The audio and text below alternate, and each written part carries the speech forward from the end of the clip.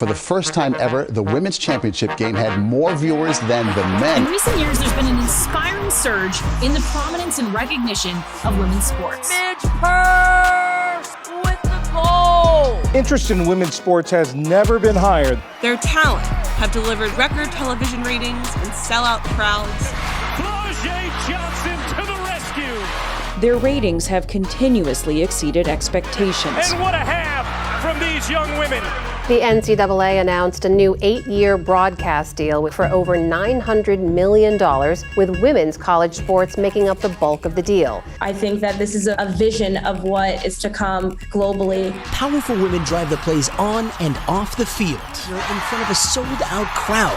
When Caitlin Clark sells more jerseys in a couple days than the Dallas Cowboys did in an entire season, that's the free market saying loud and clear, we care about women's sports. Teens and kids sported jerseys and sweatshirts from their club soccer teams and tournaments. The women are kicking the men's ass. Deloitte predicts revenue generated by women's elite sports will surpass $1 billion for the first time. You know, you get the sports drinks, you got the shoe deal. 17 NIL deals worth 7 figures. That's where you're at right now. From the national championship game, I mean, the price went up. Today's the greatest day to be a woman in sports until tomorrow. Look, it's crazy. I'm the one they want to represent. Young black girl, I could probably be the president. Of all the things I've been early and right into, this is the one that feels so much bigger. Feels like a seismic shift of support.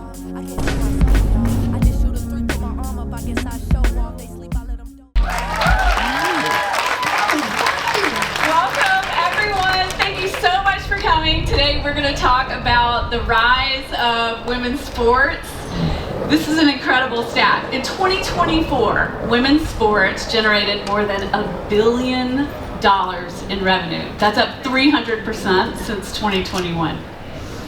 Alexis, I want to go back to a tweet storm that you initiated back in March of 2019. You kind of predicted all of this, and I'm just curious, like, what got you thinking about the long-term opportunity of women's sports?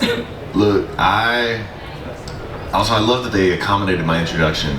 I love the fact that I'd never been invited to speak here at Cannes on this stage ever about Reddit, and I love the fact that it was about women's sports. Sincerely.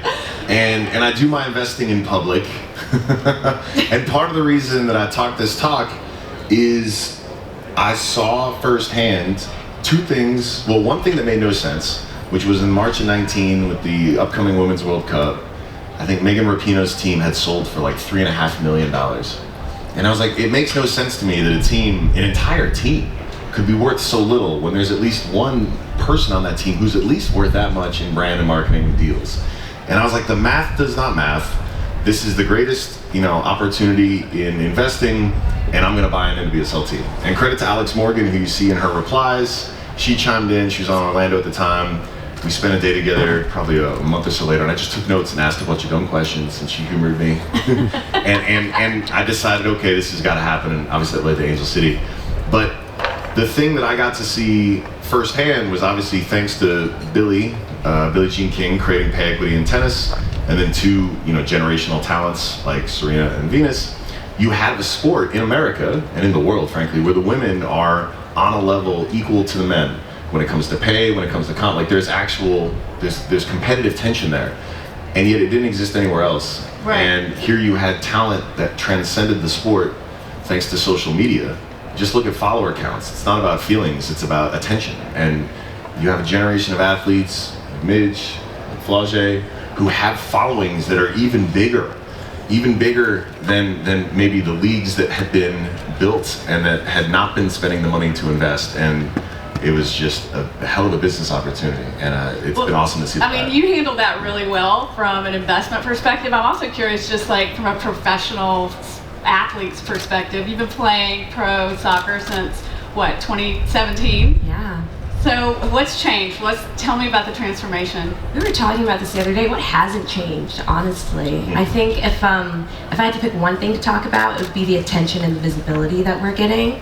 I mean, just a few years ago, women's sports could only garner attention, like global attention, for a few moments.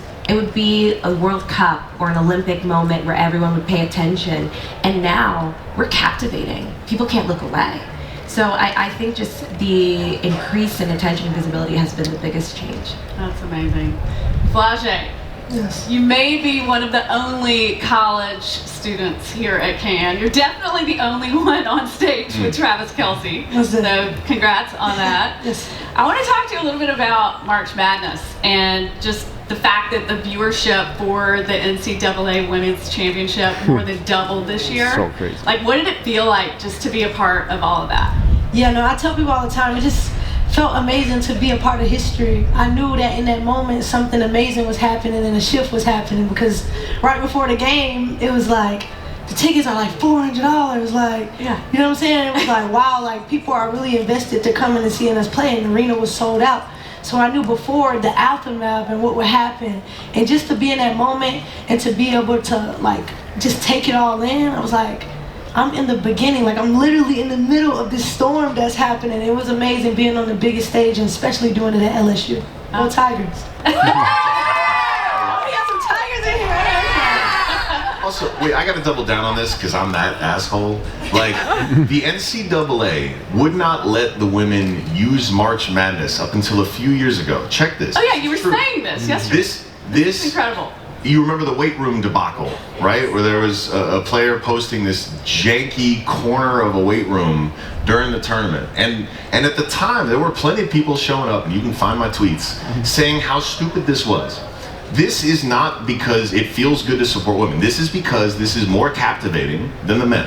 And what's crazy is that, and hopefully there's some folks in the NCAA here, when people look back on this, the underinvestment in women's sports will not just be a legacy of sexism and racism, because it is.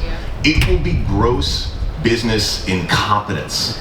And I wonder, where is the walk of shame for those execs who have failed so miserably up until just a couple of years ago? Yeah. To realize that this was, again, none of this is about what feels good. This is about the fact that there is incredible talent that drives attention, that couldn't even get a weight room, that couldn't even say March Madness because God forbid it might hurt the brand for men's college basketball. Are you nuts? and nothing. That's wild. That's fine. The free market's speaking loud and clear, and folks catch up real quick when the dollars are involved. All right, well, we've talked about the numbers, but like, what are the cultural factors that are really playing into the explosion of women's sports? I think social media. We got some things right, we got some things wrong, but one of the most powerful realities is now the attention that matters as a sports team owner, like, is not necessarily where the game is played, because you know people are going to find that. It's all the attention and the connection that you can build to athletes and their fans, and they're doing it themselves. They're going direct thanks to these platforms, and they're building an audience of millions who care so much about their story, not just what they're doing on the pitch or on the court, but what they're doing outside of it. And you know, pound for pound, as creators, athletes are far more compelling than, you know, your traditional, let's say, just sort of general creator. And we know women outperform, I mean, utterly crush the men. These stats were obvious 3-4 years ago. You could just look at the follower counts. Yeah. And that's what people care about. They're not following because it yes, it feels good, but it is not a you know, charity project, and so much of what's held women's sports back is even well-intentioned people thinking it that way. Right.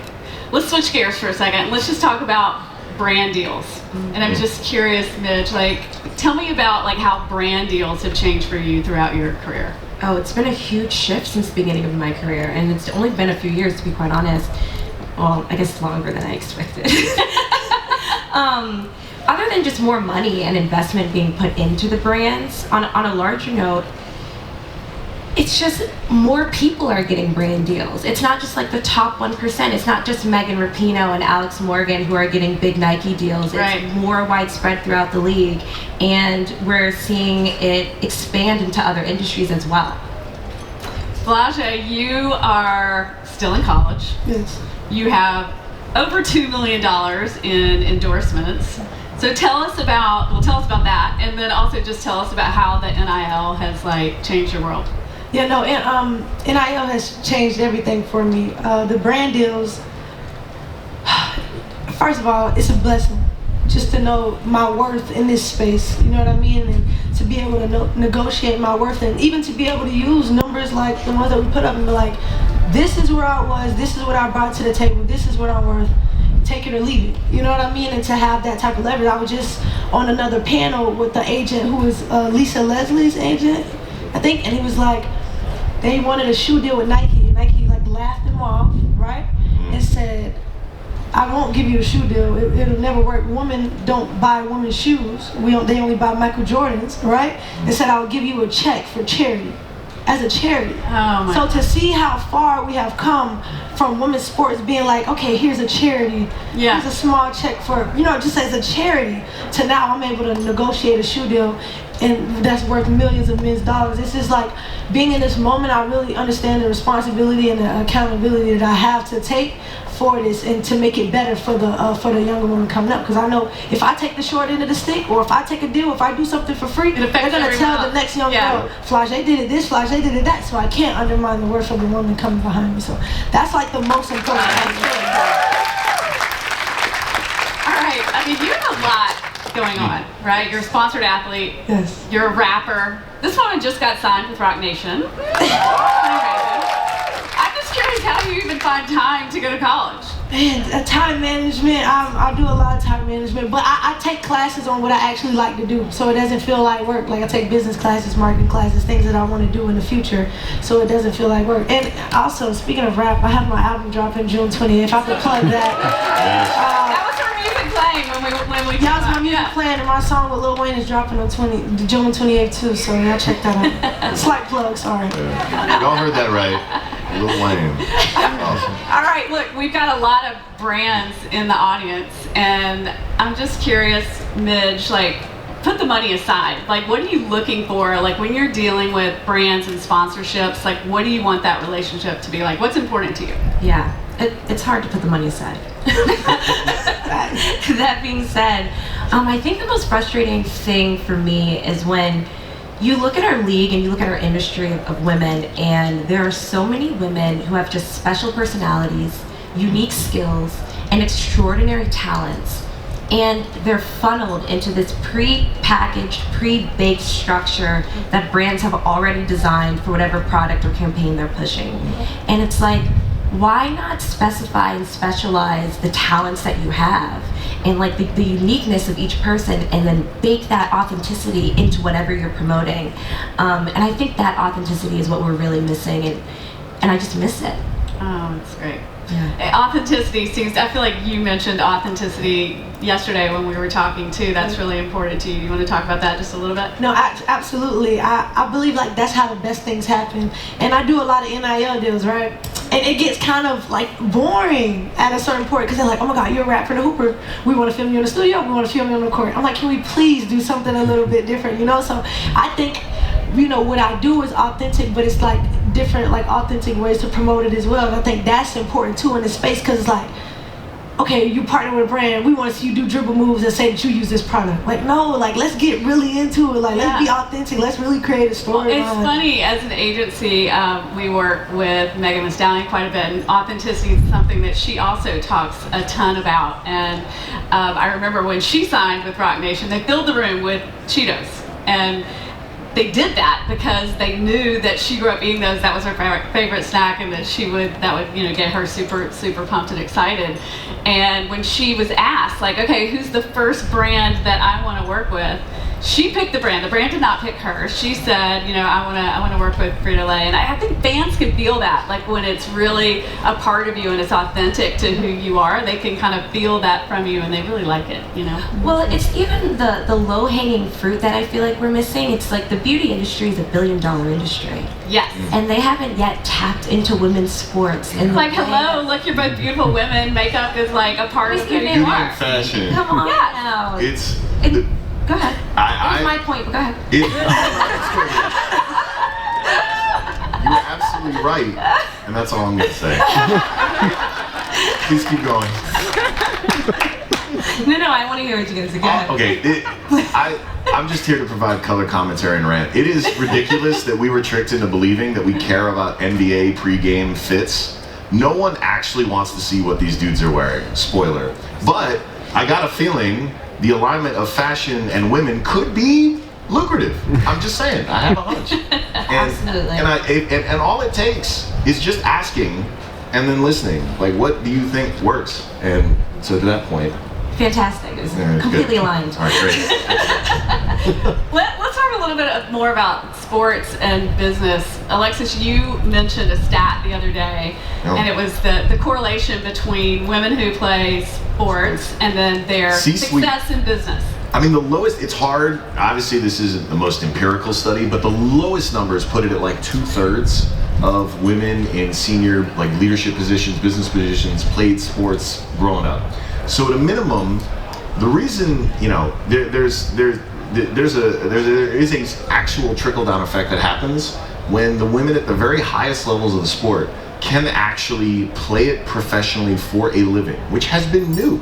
We still, I mean, pay equity is still not solved in professional women's sports, but these NIL checks help change the narrative because they help force owners to be like, okay, the economics must make sense for these brands, so we got to start paying more. Right. But that effect is going to start trickling down because it's going to mean as we get more multimillionaires who are professional athletes for, you know, all kinds of women's sports, more young girls can decide, yes, I'm going to stay in this, I'm going to pursue this, I'm going to continue this. And again, if you all just like excellence, which I hope and trust you all do, there's a ripple effect this will have societally. Because yes, it'll mean we'll continue to dominate in sports, which as Americans we love doing. Sorry for those of you who are not Americans, but we're very proud of representing. There's Olympics coming up.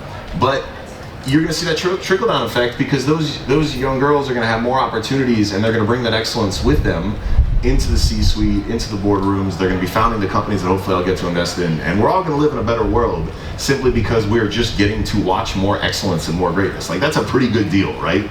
And I think the other part that I'm so impressed by is we're now in this era finally where we've stopped, maybe it still exists, but I feel like we've now gone past the role model phase where women athletes have to just be role models.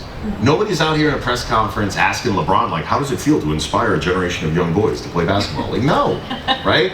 And what's so exciting is, again, the more that you understand about these athletes as humans, the more you find opportunities to be fascinated by this or be inspired by it, be angry about it, be motivated, like to feel all the feelings that male athletes are allowed to have. I want to go back to that tweet storm from 2019. You said a lot of things in that tweet storm. Very ranty. But one of the things you said was, you asked, how do I become an owner of an NWSL team? Yes. And you mentioned this. Alex Morgan tweeted back at you. She said, okay, how can I help you with that? Yes. Cut to now, you are the principal owner of Angel City. Yes, ma'am. Like, how did that come about? How did it happen? I mean, like I said, Alex was willing to answer all my dumb questions, and I got to spend that time with her. And whether it's been now, most recently in women's track, I ran the exact same playbook with Gabby Thomas, who I actually met through Midge because they went to school together. And as the off season came together, it was a brilliant idea that Midge had that just sounded like needed a little bit of capital. Well, with Angel City, I think it's reported to be worth $200 million now, so that was probably a pretty good investment. The price of expansions for the NWSL has gone up significantly since. The price of expansions for the W has gone up significantly. Like, you are seeing more and more investment in the existing leagues. You're seeing new leagues get created, from volleyball to, I just heard another one yesterday. I'm blanking on the sport. The National Women's Hockey League had their first season last year. Like, there's tons of investment starting to come, and we're still in the earliest days of it. So you're basically going to get the chance to invest now and look really right in 10 years on one of probably the shortest trajectories I've ever seen in my career. And I've built some successful companies before. I mean it. I've never felt like there was a more obvious thing than women's sports. I want to talk about fandom for a second. Fandom for women's sports. We, as an agency, I work at Goodby Silverstein Partners, and we have Bay FC as one of our clients. And we designed their logo and their merch, and I left my house the other morning and I had my Bay FC hat on, and this woman calls out to me from across the street. She's like, hey, I love that team. I just bought season tickets. And I thought to myself, oh my God, like, things are really changing, and I'm curious from you two, like, what are your most memorable fan moments that you've had in your career so far? I like yours the best, Nico. Yeah, we talked. I think. Okay, I have two. It's really like after the LSU games, even away games, there are like 200 to 300 little girls going nuts in the stands, and they're like, "Oh my God, can we get a picture? Can we get an autograph? Can we just touch you?" Like, and that right there goes to show like it's bigger than what we're doing on the court. Like, we're really inspiring lives. Like, some of those girls might not even go play basketball. Yeah. But maybe I just inspired a lawyer or, you know, an executive that I'm gonna invest in her company one day or anything. Like, and so I think like the fandom is getting crazy. And then I gotta tell y'all, there's this one kid, right? I met his mom. His mom's like, you know, he's always throwing these fours, and I'm like, well, I'm big four, duh. But she asked him, she's like, why are you throwing fours? And he was saying, well, I do it because of Lil Baby and Flau'jae. And so it's like that dynamic of being able, little boys being able, knowing that they can look up to a woman and look up to a man at the same time and take pride in that. I think that's really important, and it goes to show the growth of where we're going, like the trajectory of women's sports and how big it's becoming. Amazing. What about you? Yeah, my moment would be back in 2019, because that was an era where we were still, all the female athletes being looked at as an inspiration, and I was constantly told that my whole purpose was to inspire a little girl, and like, why else would I play soccer if not to help another generation believe in themselves? It has nothing to do with myself. Well, I was in Portland and I was riding down in a scooter, and this little boy, he goes, "Hey, are you Mitch Purse?" And I was like, I am. Yes, I am. And like at the time, it was just the coolest thing, because you are just fed over and over. Like you're here for the little girls, you're here for the little girls, and here's a little boy in Portland who just like loves the team, and he like has season tickets, and he's enjoying himself, and he recognizes people, and he's excited about it. And it was the most heartening moment at the time. So that one is my most memorable one for sure. That's awesome. Well, That's you real. two have That's so real. a really cool project happening, and I want to move us along because I want to talk about that for a little bit. The first unscripted reality series about a sports team, or not even team. Yeah, female athletes. Female athletes, and you don't even get a show like that greenlighted unless you can prove that there's an audience to watch it. So, can you guys talk about the pitch and what's happening with the show? Go ahead, Miz. Okay, are you sure? Mitch is the CEO, creator, executive producer, and one of the stars of the show. And I'll tell you, multi-hyphenate, yes, you should clap for that. And what Margaret's telling you is the reality, which is, what, for 5-6 years, we've been inundated with sports docuseries. Yeah. How many? Millions. And yet, I noticed there's a striking similarity between all of them, because they all just feature male athletes. And look, let's be honest, if we just abstract away the unscripted format, all of the most successful unscripted shows in the history of television featured women. So it seems a little weird that it would be all about the dudes. And so, as soon as I heard Mitch's idea, I just needed to know where to wire it. Well, without taking too much time, it seemed like such a no-brainer, the way that women's sports is marketed versus men. I mean, it's so, like, men can profit in sports literally based off stats and statistics. Like, men will listen to a radio and be like, he hit the ball, and men will be like, yes, he hit it. And that's like all you need. Whereas women, I feel like we're more interested in the storytelling of it. And so the idea to get into the stories and the narratives that are actually going on in our sport, and the individual personal stories that are happening in our league that people have no idea about, but they're so interesting, so compelling, so captivating, and having the opportunity to share that in a rare format was just like a no-brainer. That's cool. I think we have a trailer for the show. Let's watch Exclusive a premiere. little sneak peek. Right here, just film. The NWSL is the hardest league in the world. So all the wins mean so much more.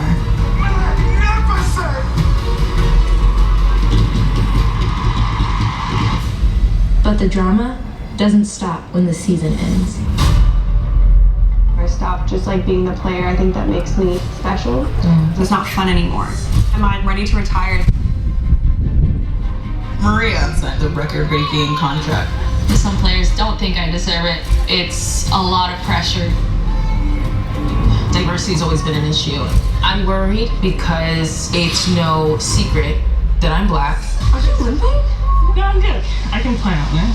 There's always someone coming after my spot. Makes me really anxious. You want a baby at the end of this year. You're gonna get pregnant by the end of this year. I have to decide, like, soon. It's a risk. All of this is a risk. You just have to be like a little bit crazy to play in this league. Do we think we are gonna drink all of this? I'm here for every ounce of drama. The drama. Champagne?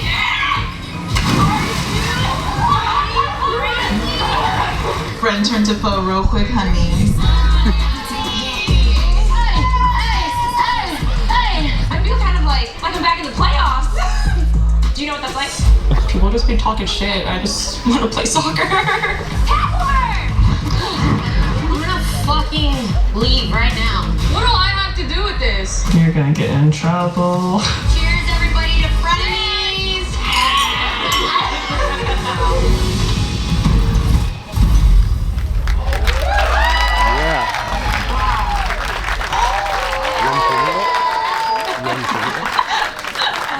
Okay, this looks like it's gonna be amazing. Yes. All right, look, we're coming to the end here. We're gonna just do a speed round, okay? We're gonna fast forward into the future. Alexis, Yes. AI, how's it gonna affect women's sports? Ooh, so I just want to stress, y'all are going to live in a world 10 years from now where little boys and little girls growing up, like they said, are going to have posters on their wall of women athletes right next to male athletes. And 10 years from now, we're all staring at our screens, AI programmed to show us exactly what we want when we want it. Our souls will die a little on the inside. And we need that humanity from sports. We will never watch robots play soccer or play basketball. In fact, in that world 10 years from now, we'll crave it. Our souls will crave it even more because we'll need it to feel alive. Because we need to connect with their struggles. We need to feel their humanity. So AI is great. I love that. Flage, 50 years from now, are you going to be remembered as a basketball player or a rapper?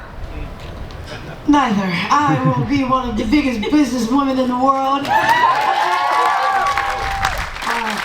I want to be a mogul. I feel like I'm using my talents in basketball and music to use it as a platform in order to do something bigger in life. I think success is real success is when you can change people's lives who you've never met.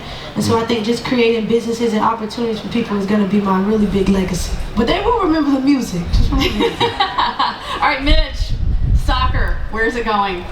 Oh, nowhere but up. I think the NWSL will surpass the MLS on every index point and maybe match our friends overseas. Love it, love it. All right, last one, Alexis, you're an investor. You have to kind of look into the future, 10, 15 years from now. What's the big headline we're gonna all see about women's sports? Why the hell weren't people writing the checks decades earlier? And like I said, the people who are investing right now, you've got a window of a couple of years to look brilliant at your job.